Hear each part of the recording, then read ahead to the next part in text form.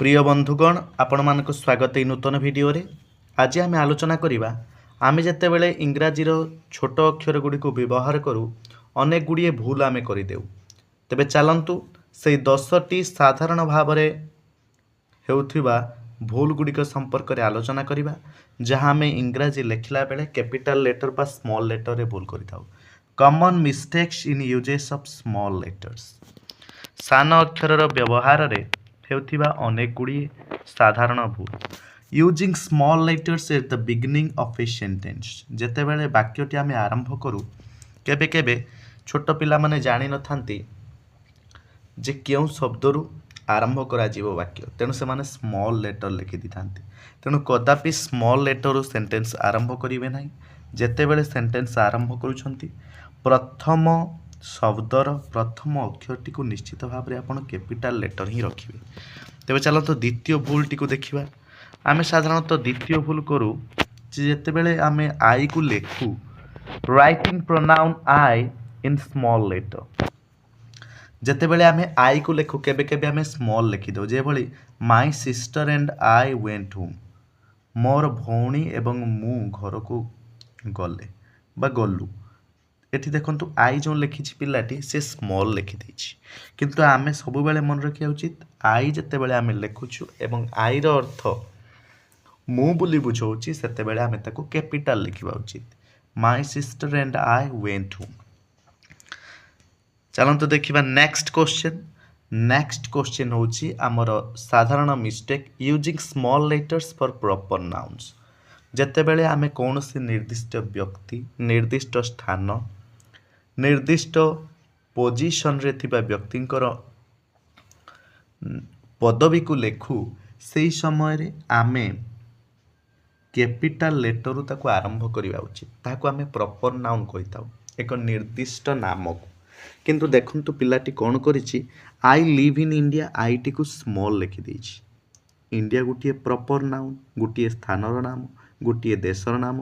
तेणु इंडिया रे आई कैपिटल हवा एकांत आवश्यक। से वाक्यर जेकोसी स्थान रे थाउ ना कहीं। He speaks English. एठारे इंग्लिश होची गोटे भाषार नाम। ए इंग्लिश टी कैपिटल रे रहिबा उचित, किंतु प्रथम वाक्य रे स्मॉल लिखा जायछि। तेणु एटा भूल। तेणु इंग्लिश रो ई को कैपिटल कले यह संपूर्ण ठीक है।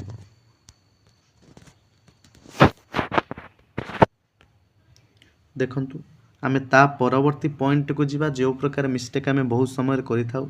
आमे जेतेबेले कोनोसी दिनर नाम लेखु, कोनोसी मासर नाम लेखु, days, months and holidays in small letters.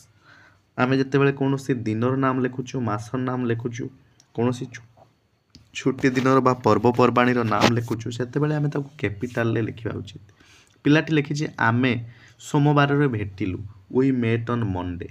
सबु ठीक लिखिछि, मंडे जगह एम टी को स्मॉल लिखि दैछि। जदि एम टी कैपिटल हो जाए एक निर्दिष्ट दिनर नाम ताहले ठीक हबो। तेणु ए दिनर नाम रो प्रथम लेटर टी निश्चित भाव में आपण कैपिटल करी लेखंतु। तापरे चलंतु जिबा परवर्ती साधारण भूल को। Using small letters for names and titles. जेतेबेले आमे कोनोसी पदवीर ना लेखुछु सेतेबेले आमे स्मॉल लेटर टी लिखिदेले वाक्यटी भूल हो जाउछि। जे भली mister Oli is my teacher. एटा देखंतु प्रॉपर नाउन भी भूल अछि, मिस्टर पदवीर नाम भी भूल अछि। आमे मिस्टर टी को एम कैपिटल लिखि दे परिबा, ओली रो ए मध्ये कैपिटल लिखि दे परिबा। आमे जेतेबेले लेखुछु गुटे वाक्य ही इज मिस्टर राम। देखंतु एई वाक्य रे एम टी को कैपिटल लिखिबा को पड़िबो, राम रो आर मध्ये कैपिटल लिखिबा को पड़िबो। काहे कि ना मिस्टर हेउछि एक पदवी, तार प्रथम लेटर टी बड़ हबो। राम हेउछि एक नाम, तार प्रथम लेटर टी मध्ये बड़ हबो। तापरे देखंतु षष्ठ भूल आमे जेतेबेले करू writing family titles in small letters when used as names. जेतेबेले कोनोसी नाम को आमे लेखुछु, जेतेबेले कि आम मां को आमे मम बोली डाकू, मामा बोली डाकू, मम्मी बोली डाकू, सेतेबेले जे एक निर्दिष्ट नाम रे आम ताको डाकू। तेणु सेतेबेले से हमर मदर बोली आमे ताको डाकू ना, आमे ताको मम बोली डाकू। तेणु ए मम जेतेबेले एक निर्दिष्ट नाम ही जाउची सेतेबेले आमे स्मॉल लेटर न लिखि ताको कैपिटल लेटर रो आरंभ कले ता संपूर्ण ठीक हबो, अन्यथा यह भूल होई जिवो। देखंतु सप्तम प्रकार भूल एक साधारण भूल using small letters for religions and religious books. ଯେତେବେଳେ ଆମେ କୌଣସି ନିର୍ଦ୍ଦିଷ୍ଟ ଧର୍ମର ନାମ ଲେଖୁଛୁ ବା ନିର୍ଦ୍ଦିଷ୍ଟ ଜାତି ବା ଧର୍ମ ବା ସମ୍ପ୍ରଦାୟକୁ ଲେଖୁଛୁ ବା ତାର ପୁସ୍ତକ ସମ୍ପର୍କରେ ଲେଖୁଛୁ ଆମେ ତାକୁ ସ୍ମଲ୍ ଲେଟରରେ ଲେଖିବା ଉଚିତ ନୁହେଁ, ଯେପରିକି ହିନ୍ଦୁଇଜିମ୍, ଇସଲାମ, ଖ୍ରୀଷ୍ଟିଆନିଟି। ଦେଖନ୍ତୁ ପ୍ରଥମେ ବାକ୍ୟଟି ଆରମ୍ଭ ହୋଇଛି ବାକ୍ୟରୁ ସ୍ମଲ୍ ଲେଟର, ତେଣୁ ବାକ୍ୟଟି ଭୁଲ ହୋଇଛି। I belong to Hinduism বা I belong to Christianity, I belong to humanity। Hinduism हो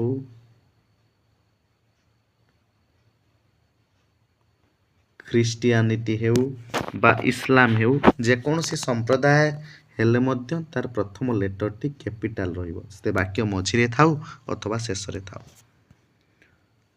ଅଷ୍ଟମ ସାଧାରଣ ମିଷ୍ଟେକ୍ ହେଉଛି writing historical events in small letters. ଐତିହାସିକ ଘଟଣାକୁ ସ୍ଥାନ ଅକ୍ଷର ଲେଖିବା। ୱାର୍ଲଡ ୱାର୍ 2 ଯେତେବେଳେ ଲେଖାଯାଇଛି ସେତେବେଳେ ଦେଖନ୍ତୁ WW ସ୍ମଲ୍ରେ ଲେଖି ଦିଆଯାଇଛି, ତେଣୁ ଏଇଟା ଭୁଲ। ୱାର୍ଲଡ ୱାର୍ 2 ଯେତେବେଳେ ଆମେ ଲେଖୁଛୁ ସେହି ସମୟରେ ତାକୁ କ୍ୟାପିଟାଲରେ ଲେଖିବା ଉଚିତ। ଦ୍ୱିତୀୟ ବିଶ୍ୱଯୁଦ୍ଧ ଇତିହାସର ପରିବର୍ତ୍ତନ କଲା। World war changed history.